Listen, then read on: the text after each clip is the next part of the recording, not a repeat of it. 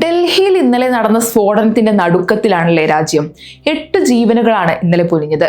മറ്റൊരു കാര്യം പരിശോധിച്ച് നോക്കിയാൽ നമുക്ക് മനസ്സിലാക്കാൻ പറ്റുന്ന കാര്യമാണ്, കഴിഞ്ഞ 2 വർഷമായി രാജ്യ തലസ്ഥാനത്ത് ലഭിച്ചിട്ടുണ്ടായിരുന്നത് നിരവധി വ്യാജ ബോംബ് ഭീഷണികളായിരുന്നു.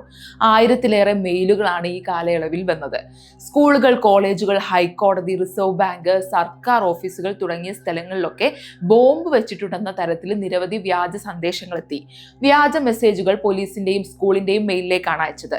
VPN ഉപയോഗിച്ചാണ് ഇത്തരത്തിലുള്ള സന്ദേശങ്ങളൊക്കെ അയച്ചിരിക്കുന്നത്. അതുകൊണ്ട് തന്നെ അയക്കുന്ന ആളുടെ IP, ലൊക്കേഷൻ, പേര് എല്ലാം ഹൈഡ് ആയിരിക്കും.